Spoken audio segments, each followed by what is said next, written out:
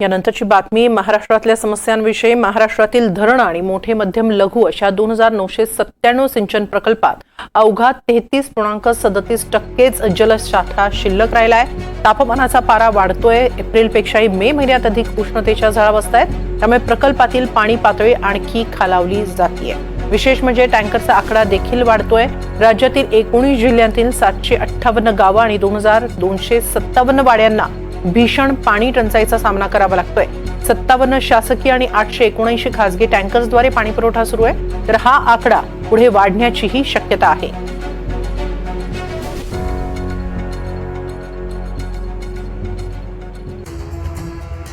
ठाण्यामध्ये 47, रायगडमध्ये 30, पालघरमध्ये 28 टँकरनं पाणी पुरवठा केला जातोय।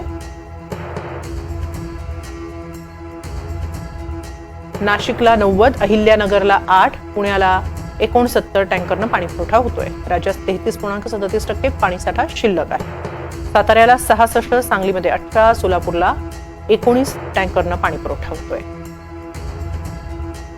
संभाजीनगरला तब्बल 245 टँकरनं पाणी पुरवठा होतोय। जालन्याला 1 तर धाराशिवला 2 टँकर लागतायत। अमरावती 20, वाशिमला 4, बुलढाण्याला 38 टँकरनं पाणी पुरवठा होतोय। यवतमाळमध्ये 15, नागपूरलाही 15 टँकरनं पाणी पुरवठा करावा लागतोय।